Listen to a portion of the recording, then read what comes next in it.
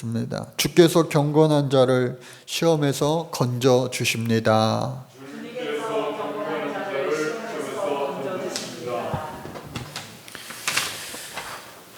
학창 시절에 동대문 시장에 가면 진짜처럼 만든 가짜 물건들이 참 많이 있었습니다. 그러니까 제가 이제 부모님들이 사주는 옷들, 신발들 그냥 그대로 입던 이 시대, 이 때를 조금 지나서 사춘기가 접어드니까 내 마음대로, 내 뜻대로, 내가 하고 싶은 대로 입고 싶은 거예요. 그런데 내가 입고 싶은 것이 그 당시에 뭐였느냐? 이 브랜드 옷을, 메이커 옷을 입고 싶은 거예요. 신발도 마찬가지고. 그러니까 중저가 정도 되면은 부모님한테 편안하게 사달라고 하면 사주실 텐데, 학교에서 제일 좋은 거 한번 입어보고 신어보고 싶은 마음이 그 당시에는 있으니까 아주 비싼 거를 한번 그 어렸을 때 입고 신고 해보고 싶은 거예요.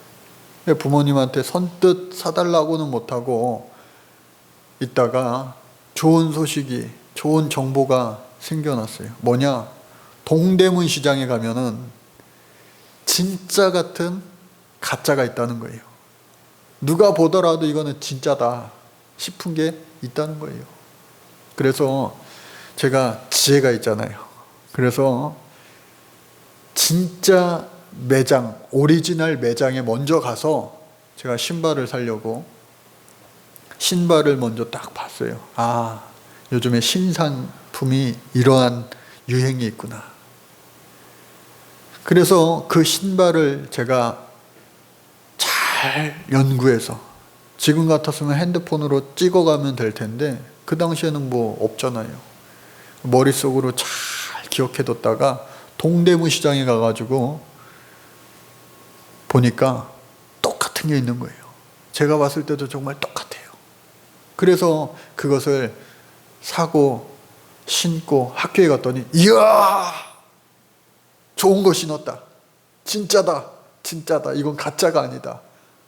그러니까 얼마나 마음이 좋았는지 몰라요. 또 고등학교 때인가요? 중학교 3학년 때인가요? 이번에는 신발이 아니고 청바지였어요. 청바지가 입고 싶어서, 수입 브랜드 청바지가 입고 싶어서 이거를 어떻게 할까 하다가 또 좋은 정보가, 좋은 소식이 들려왔어요. 저기 이번에는 동대문 시장이 아니고 이태원에 가면은 그러한 수입 브랜드 진짜 같은 가짜가 또 판다는 거예요. 또 친구랑 가서 이태원을 처음 가봤어요. 그랬더니 어떤 아저씨가 학생들 청바지 사러 왔구나, 일로 와 해가지고 좁은 골목길 따라서 따라갔어요. 그랬더니 정말 이야, 눈이 반짝하면서 수입 브랜드 청바지가 걸려 있더라고요. 막 입어봐서 또 사왔어요. 그랬더니 학교 친구들이 이야, 이건 진짜다 하면서 또 놀라는 거예요. 저 같은 애들이 많아지다 보니까 야, 이거는 이태원 표다. 그래서 안 되겠다, 진짜를 한번 입어봐야 되겠다 해서 부모님 몰래 아르바이트를 해가지고 진짜 청바지를 입었던 그런 기억도 있습니다. 20살 넘어서 이제 대학을 가고 군대를 갔다 오고 나서 해외 선교여행을 많이 다녔어요. 해외 선교를 열심히 하고 이제 마지막 날에는 야시장 같은 데를 가가지고 시장, 그 나라 문화도 한번 체험하고 하는데, 중국에 가니까 소위 말하는 그 짝퉁 시장이 있더라고요. 거기서 저도 자동차 키를 사오기도 했어요. 또 목사가 되면 안 그럴 줄 알았는데 한 5년 전인가요? 지방 목사님들이랑 같이 말레이시아 밀림에 가가지고 세례를 주고 왔어요. 정말 오지였어요. 흐르는 강물에서 다 막 침례를 주고 왔는데 다 마치고 나서 이제 쿠알라룸푸르 공항에서 이 비행기 시간이 몇 시간 많이 남았어요. 그 앞에 재래시장이 있어요. 우리나라 동대문 시장 같은 재래시장이 있어가지고 거기에 들어갔습니다. 그랬더니 목사님들이 그때 당시에도 막 50 이렇게 넘고 60 된 목사님들이 있으니까 평소에 차보지 못했던 시계를 한번 차보겠다고 무려 세 분이서 똑같은 시계를 하나씩 사고 나오셨어요. 그 유명한 롤렉스 시계를 차고 나오셨어요. 그게 얼마 주고 사오셨냐 했더니 10,000원이래요. 그러니 인터넷 막 검색해 보니까 실제로 그 똑같은 시계가요 5천만 원짜리예요. 5천만 원. 야, 롤렉스 시계가요 막 5천만 원, 7천만 원 1억 하는 것도 있더라고요. 그래서 목사님들이 그걸 차고 나와서 이제 그 앞에 포장마차에서 우동을 먹는 거예요. 우동을 막 먹으면서 기분들이 좋으셔가지고. 그런데 우동을 다 먹고 나는데 어느 목사님이 시간이 얼마나 됐나 딱 봤더니 시계가 멈췄어요. 롤렉스 시계가요 멈췄어요. 그 목사님이 다시 가서 바꾸러 가겠다고 나서는데 다른 목사님들이 그거는 원래 1시간 차면 되는 거라고 해서 그 목사님은 관두고 또 한국에 왔는데 그래도 멀쩡하게 잘 가는 시계도 한 개도 있더라고요. 몇 년을 그 목사님 찾던 것 같아요. 여러 곳에서 정말로 보면은요 진짜 같아요. 그 시계도요 정말 진짜랑 이렇게 같이 놔두면요 뭐가 진짜고 뭐가 가짜인지 잘 구분이 안 되겠더라고요. 여러분 가짜의 특징은 뭔지 아세요? 더 진짜 같은 거예요. 가짜는요 더 진짜 같아요. 가끔가다 TV에서 연예인들 가수가 나와가지고 자기 노래를 부르는데 그것을 따라 부르는 다른 사람들 이렇게 얼굴을 가려놓고 블라인드 테스트라고 하죠. 가려놓고 하면요 일반 사람들이 이 사람이 진짜다 하는데 진짜는 이쪽인데 진짜보다 더 진짜같이 노래 부르는 사람도 있는 거예요. 오늘 성경 말씀이 바로 진짜인 척 하는데 가짜 거짓 교사들 소위 이단자들이 2000년 전 초대교회에도 있었다라고 하는 거예요. 오늘날 우리나라 얼마나 이단 때문에 어려움을 많이 겪었습니까? 얼마나 심각했어요. 한국교회가 그리고 한국 사회가 얼마나 큰 어려움을 겪었냐고요. 그런데 2000년 전 이 시대에도 이 베드로후서가 쓰여진 때가 AD 67년경 이 베드로가 죽기 얼마 전에 이 마지막 편지를 쓴 것인데 이 박해의 시대 네로 황제의 그 박해와 더불어 뿐만 아니라 교회 안에서 이런 거짓 교사들과 이단자들의 이 성도들을 막 미혹하는 거예요. 교회 안에 침투된 그러한 거짓 교사들, 이단자들을 통하여 교회가 멍들어가는 거예요. 너무나도 가슴 아파서 그곳에 당장이라도 달려가고 싶지만 달려갈 수 없었던 이 베드로가 편지 쓰며 그들에게 전하는 내용이 오늘 말씀입니다. 그래서 오늘 말씀은요, 그 이단의 위험성에 대해서 이야기해요. 그리고 또 뿐만 아니라 그 이단들의 최후에 대해서도 분명하게 말합니다. 또 이단의 그 사람들의 특성에 대해서 열거하고 있어요. 그래서 처음 그 이단의 위험성을 1절부터 3절까지 말씀하고 있는데 그러나 백성 가운데 또한 거짓 선지자들이 일어났었나니 이와 같이 너희 중에도 거짓 선생들이 있으리라. 그들은 멸망하게 할 이단을 가만히 끌어들여 자기들을 사신 주를 부인하고 임박한 멸망을 스스로 취하는 자들이라. 하나님 우리 예수 그리스도를 끌어들여서 그를 맞이하여 믿고 따르면 되는데 그를 거꾸로 부인하게 만드는 거예요. 그리고 임박한 멸망, 재림을 스스로 취하여 내가 재림주다, 내가 돌아온 예수다라고 하는 사람들이 오늘날 우리 주변에도 얼마나 많아요. 이 당시에도 그러한 잘못된 사람들이 있었다고 하는 거예요. 그런데 안 믿을 것 같은데 마귀 역사가 일어나니까 이것을 믿게 되는 거예요. 2절 여럿이 그들의 호색하는 것을 따르르니 이로 말미암아 진리의 도가 비방을 받을 것이요. 진짜가 거짓에게 비방당하게 된다라고 하는 거예요. 여럿이 그들을 따라가게 되는 거예요. 미혹되게 된다는 거예요. 결국은 그 이단자들의 거짓 교사들의 탐심으로 욕심으로 지어낸 말을 가지고 우리 성도들의 이득을 삼으리지, 성도들의 영혼까지도 다 빼앗아 버리는 그 약탈자가 되고 만다. 그들의 심판은 옛적부터 지체하지 아니하고 그들의 멸망은 잠들지 아니하였으니 그들의 최후는, 이단자들의 최후는 어떻게 되냐? 4절부터 9절까지 기록되어 있어요. 하나님이 범죄한 천사들을 용서하지 아니하시고 지옥에 던져 어두운 구덩이에 두어 심판 때까지 지키게 하신 것처럼 노아 때에 하나님이요 진노하셨어요. 물로 세상을 심판했습니다. 불의한 자들을 다 덮으셨어요. 그러나 경건한 자, 의로운 자 노아와 그의 가족들은 살려주셨어요. 또 뿐만 아니라 곧 소돔과 고모라의 때는 어땠습니까? 그 성을 다 유황불로 불타 없어지게 하셨어요. 그러나 그곳에서도 오로지 하나님을 의지하였던 의로운 롯을, 그 가족을 하나님 지켜주신 줄로 믿습니다. 그러나 가족 가운데도 하나님의 말씀에 순종해야 되는데 불순종하였던 그의 아내는 소금 기둥이 되고 말았어요.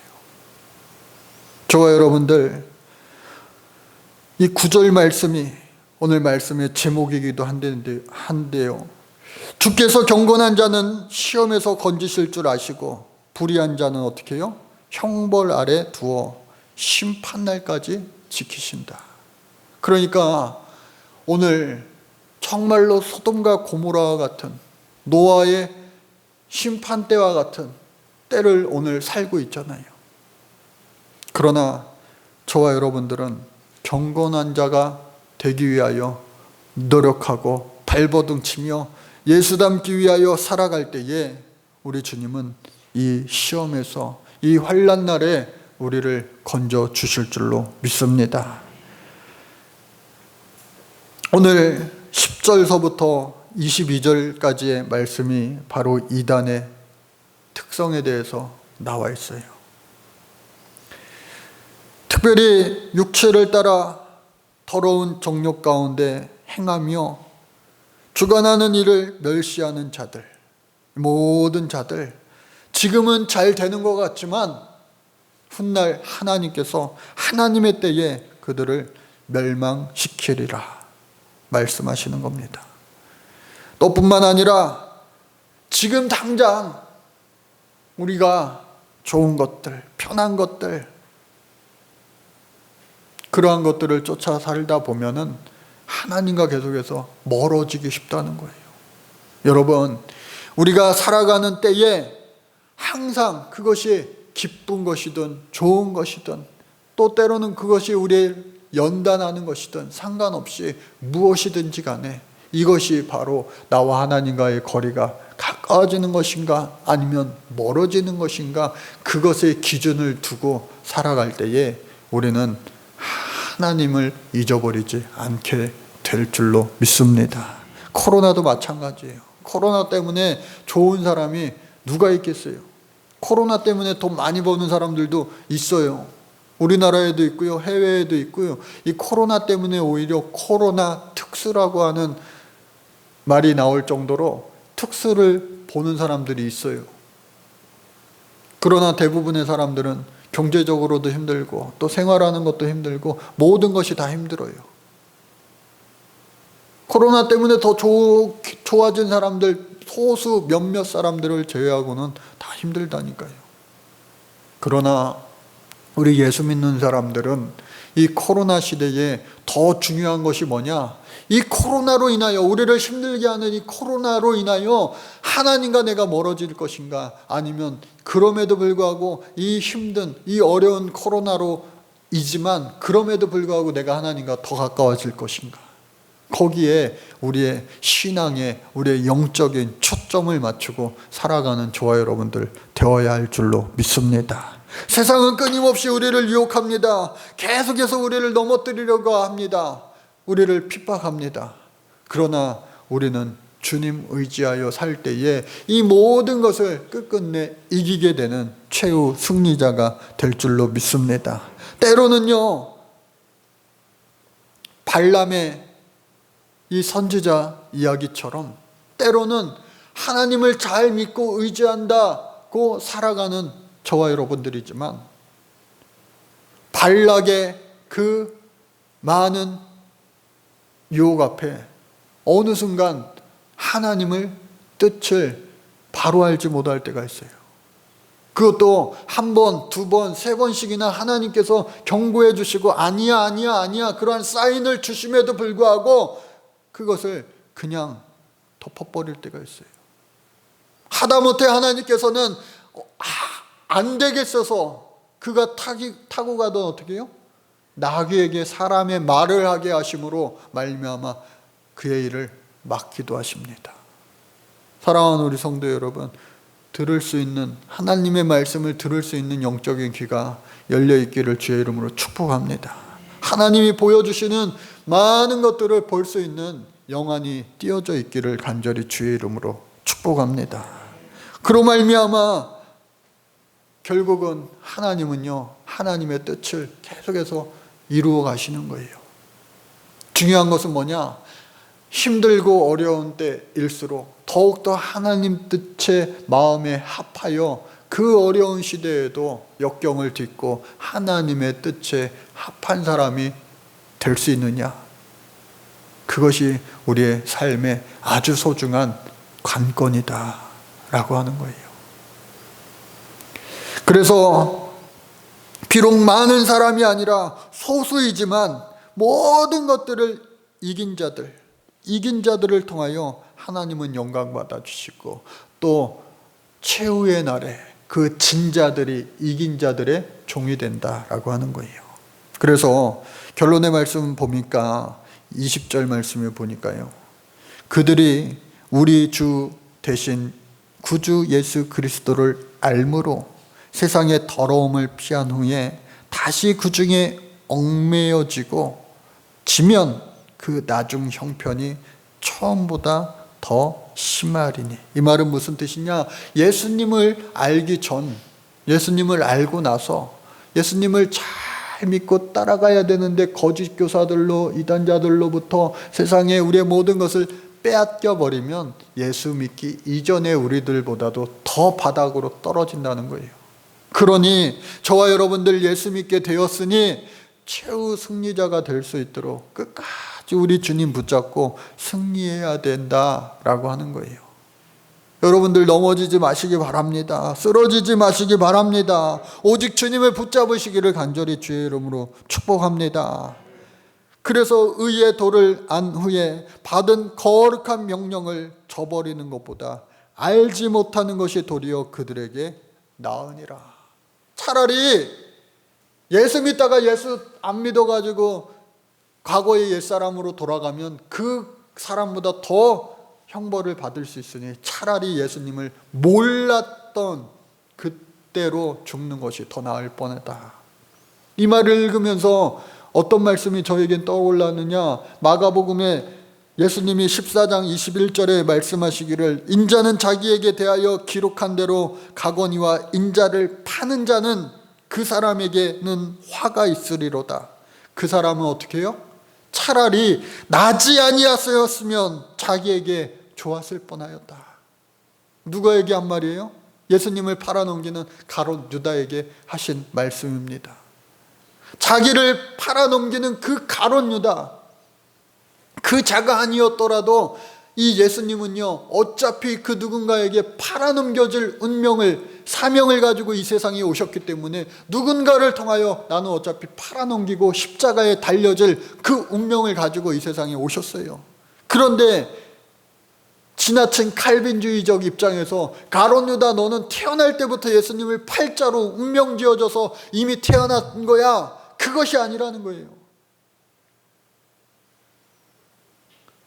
가룟 유다도 마귀에게 붙잡힌 것을 성령의 이름으로, 예수의 이름으로 떨쳐내버리고 그것을 막고 이겼다면 예수님의 훌륭한 12제자로 기억될 수 있을 거예요.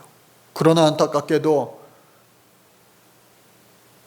마귀에게 자기의 영혼을 다 빼앗겨 버린 거예요. 거짓 유혹에 다 빼앗기고 만 거예요. 그러므로 말미암아 예수님을 팔아넘기는 씻을 수 없는 죄를 짓고 만 거예요. 그러니까 예수님께서 그 영혼이 너무 불쌍해서 너는 차라리 내 어미 뱃속에서 이 세상에 태어나지 않았으면 좋았을 것을, 그렇게까지 안타까운 마음으로 그를 긍휼히 여기셨던 거예요. 사랑하는 우리 성도 여러분, 기도하면요 사랑의 마음이 생깁니다. 기도를요 간절히 하면 하나님의 마음이 우리 이 마음 속에 들어오기 때문에 긍휼의 마음이 생기고 사랑의 마음이 생겨요. 사람 생각으로 막 생각하다 보면은 저 사람은 도대체 왜 저래? 아무리 생각해도 난 이해가 안 가네. 왜 저렇게 살아? 왜 저런 마음으로 살아? 왜 저렇게 말해? 왜 저렇게 생각할까? 저 사람 정말 이해가 안 가는 사람이야. 아유. 그런데 그 사람을 위하여, 그 영혼을 위하여 기도하다 보면, 간절히 기도하다 보면 하나님 주시는 마음은 뭐냐? 그래도 그 사람을 사랑해야지. 왜? 하나님이 그 사람을 불쌍히 여기시고 하나님이 그 사람을 사랑하시는데 내가 왜 그 사람을 어떻게 할 권리가 나에게 없는데.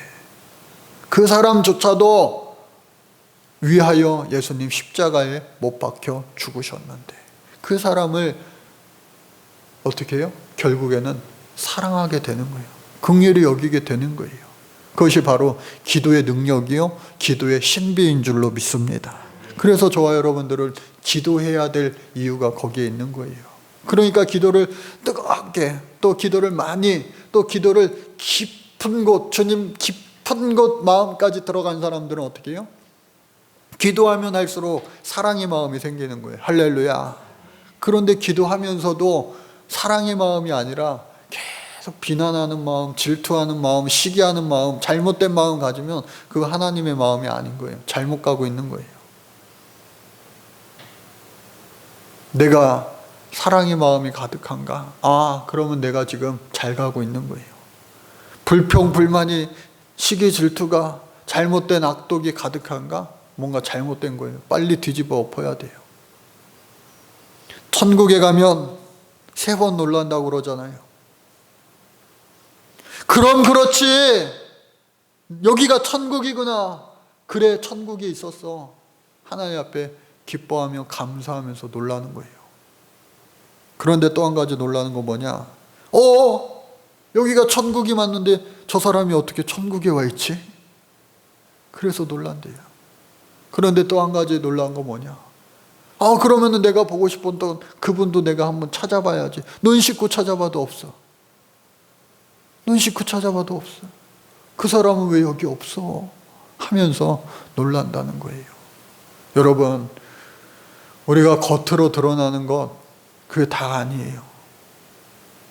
정말로 하나님 안에서 저와 여러분들이 천국 갈 수 있고 또 진짜 예수님 잘 믿는 저와 여러분들이 되어서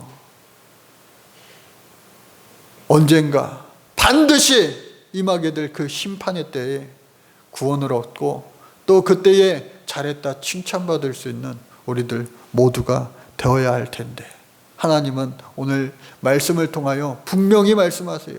주님께서는 경건한 자를 심판해서 시험해서 건져내 주신다, 구원해 주신다 라고 하는 말씀입니다. 신학교 시절에 제가 봤던 책들 가운데 하나가 단테의 신곡이라고 하는 책이 있어요. 4대 문인이라고 하는 중세에 속하는 그 단테가 쓴 신곡, 총 100곡으로 되어 있어요. 당시에는요, 모든 문학 작품이 시였어요. 시. 그 시가 길어지면 대서사시 그렇게 이야기했죠. 그래서 이 단테가 기독교적 사고를 가지고 먼저 지옥에 갑니다. 지옥에 여행을 하는 거예요. 그 33곡. 또 천국과 지옥의 중간이라고 믿었던 연옥에 갑니다. 그 33곡. 그리고 마지막으로 천국에 갑니다. 그것도 33곡.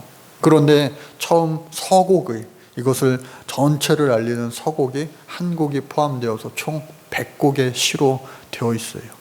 그런데 이것이 몇백 년이 지난 뒤에도 성경처럼 많은 사람들에게 읽혀지고 있는 거예요. 여러분, 지옥이 어떠할까? 지옥이 어떠할까? 한 곡만 제가 여러분들과 같이 나누고 싶어서 갖고 왔습니다. 지옥편의 7곡을 보면은 베르길리우스에게 질타당하며 플루토가 쓰러지자 두 사람은 사옥으로 내려간다. 지옥에 사옥이 있는 거예요. 그곳에 욕심쟁이 무리와 낭비의 무리가 무거운 짐을 굴리면서 서로 반대 방향을 향해 달리고 있다. 그들은 둥근 곡대기의 한 지점에서 이르러 서로 만나게 된다. 이 둥근 원이 있으면 서로 반대로 가는데 이 꼭대기에서 서로 만나게 되는 거잖아요. 원이 있으니까. 그런데 거기에서 어떻게 해요? 만나자마자 욕설을 퍼붓고 서로 두들기고 때린다. 끝내는 양쪽 다 다시 오던 길로 되돌아가는데 되돌아갔다가 다시 또 올라오는 거예요. 이것을 계속해서 지옥에서 반복하고 있는 거예요. 이러니까 지옥이구나 하는 생각을 하게 됐죠. 여러분, 욕심쟁이 인색가 좋지 않습니다. 지옥에 간대요. 그리고 또 뿐만 아니라 너무 낭비하는 사람들, 이것도 지옥에 간대요. 그래서 저 탐욕스러운 자들은 무덤에서 손을 움켜쥔 채 살아나가고, 또 낭비하는 패들은 머리카락까지 깎인 채 살아간다. 탐욕스러운 자들은 어떻게 해요? 무덤에서조차도 움켜잡으려고 손을 놓지 못하는 거예요. 계속해서 내 거. 그리고 낭비 있는 사람들은 어떻게 해요? 이 이탈리아의 속담인데 머리카락까지 팔아서 쓴대요. 그게 무슨 말이냐? 머리카락을 돈 주고 옛날에는 팔았잖아요. 그러니까 낭비하기 위해서 자신의 머리카락도 팔아서 써버린다는 거예요. 거기서 좀 더 다른 지옥을 구경하러 가니까, 스티지라고 하는 지옥에 가니까 어떤 모습이냐? 서로를 손으로 때릴 뿐만 아니라 머리와 가슴으로 부딪히고 발길로 차며 이빨로 상대방의 살점을 갈기 물어 뜯고 있다. 그러니까 여러분, 이 지옥에 관한 많은 묘사들이, 설명들이 여기에 나오는데 그렇겠다. 왜 이 단테도요, 성경을 무지 많이 보고 이 책을 영감을 얻어서 쓴 책이니까. 그런가 하면 천국도 우리가 잠깐 맛보아야 되잖아요. 천국도. 그런데 여러분, 이 세상에서 여러분들이 가장 행복하고 즐겁게 느꼈던 때, 그때보다 더 좋은 것이 우리 천국인 줄로 믿으시기 바랍니다. 그리고 이 세상에서 내가 가장 힘들고 어려운 때를 경험한 때 있어요? 그때보다도 더 힘들고 어려운 게 지옥이에요. 천국의 29곡에 가니까 오늘 말씀과 연관된 것이 있어서 읽어드리면, 하나님 안에서 단테의 의문을 알아챈 베아트리체 천사, 천구, 지구, 창조이며 땅에 떨어진 반역의 천사들, 하늘에 머물고 있는 천사들에 대해 설명한다. 그녀는 천사의 여러 가지 성질을 얘기하면서 천사들이 기억력을 가지고 있다는 설의 모순을 지적한다. 이어서 베아트리체는 이 단테를 인도하는 인도자의 가이드 역할을 해주는데, 그가 말하기를 복음서를 읽고 억설과 거짓을 퍼뜨리는 학자나 설교자들을 심하게 비난한다. 즉 거짓 교사들, 이단자들을 의미하는 것일 수 있겠죠. 그러니까 저와 여러분들이요, 예수 잘 못 믿으면요, 죽어서까지 하나님 앞에 책망받을 수 있다. 여러분, 오늘 이 시대에도 알곡과 쭉정이들이요 함께 모여 삽니다. 마지막 때에 하나님께서는요 알곡과 쭉정이를 분리해 주세요. 그러나 지금은 아니에요. 좋은 가지도 있지만 안 좋은 것들도 섞여 있어요. 마지막 때에 하나님은 그것을 반드시 다 걸러내세요. 진짜와 가짜가 있는데, 오늘 이 시대에 저와 여러분들, 우리 교회가 진짜가 되어야 할 줄로 믿습니다. 여러분, 지금 이 시대에 해외여행 가는 거 상상도 못하는 시대가 되었잖아요. 그런데 온 지구에서 제일 어렵고 힘들고 살기가 힘든 때가 어딘가. 물론 동남아시아, 저 남미도 있지만 그래도 더 어려운 데가 아프리카라고 이야기하잖아요. 그 아프리카 토고, 아프리카 대륙에 있으면 왼쪽 나라인데, 왼쪽 끝에 있는 나라인데, 그 토고라고 하는 곳에서 선교를 10년 넘게 하다가 한국에 잠시 들어왔다가 이제 들어가려고 하는데 지금 들어가기가 쉽지 않잖아요. 그럼에도 불구하고 토고에 가족들과 함께 다시 자신의 그 사역을 감당하기 위해서 지난주에 들어갔어요. 토고에 도착해가지고 편지를 카톡으로 보내왔어요. 저와 여러분들이 우리 교회에서 후원하는 그러한 선교사님이에요. 한영종 선교사님인데, 샬롬, 주의 돌보심 속에 저희 선교사 가정은 토고에 잘 도착했습니다. 그동안 가장 걱정했던 마스크 5,000장을 토고로 가지고 오는 문제가 잘 안 될 것만 같았는데 나라에서 잘 안 된다는 거예요. 그 많은 것들, 마스크를 해외로 반출하는 것은 어렵다, 힘들다 그랬는데 하나님의 은혜로 이 모든 문제가 해결되고 그 5,000장이 무사히 토고에 도착해서 쓸 수가 있게 됐다는 거예요. 보니까, 같이 보내온 사진을 보니까 아프리카 사람들도 다 벌써 마스크 없이는 못 돌아다니는 그러한 상황인 거예요. 그리고 의료시설이 더욱더 열악하고 부족하니까 정말 상상만 해도 끔찍해요. 우리가 기도해야 되는데, 어렵고 힘들게 그렇게 왔는데 지난 목요일날 현지 목회자들을 만났어요. 토고 목사님들을 만나가지고 선교를 어떻게 할 것인가 의논하고 딱 예배하고 회의를 마쳤는데, 한결같이 그 토고 목사님들이 이 선교사님을 향하여 하는 이야기가 뭐냐? 다시 와줘서 진심으로 고맙습니다. 그 말 속에는 선교사님 다시 안 올 줄 알았어요.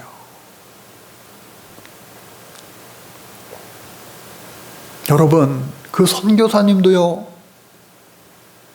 아들, 딸이 있잖아요. 가족이 있잖아요. 다 같이 갔어요. 누구나 목숨은 다 한 개뿐이에요. 그러나 하나님 주신 사명, 그 토고에서의 사명이 있기 때문에 목숨까지도 아끼지 않고 이곳에 가서 사명을 감당하려고 하는 겁니다. 저와 여러분들도 마찬가지입니다.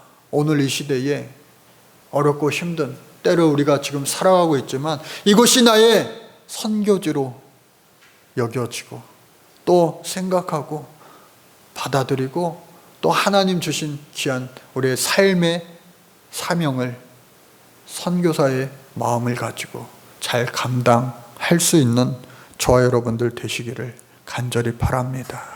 그때에 이 코로나 시험에서도 하나님께서는 저와 여러분들을 반드시 건져주시고 또 이기게 해 주실 줄로 믿습니다. 이 코로나 시험, 이것에서 오히려 주님과 멀어지는 것이 아니라 코로나 때문에 더욱더 내가 하나님을 믿고 의지합니다. 주님을 더욱더 가까이 할 수 있는 승리자가 되어주시기를 주의 이름으로 간절히 축복합니다. 하나님 감사합니다. 저희들 어렵고 힘든 그 코로나 시험을 당하고 있는데 주님 끝까지 의지하여 최후 승리자가 되게 도와 주옵소서. 예수님의 이름으로 기도드립니다. 아멘. 우리가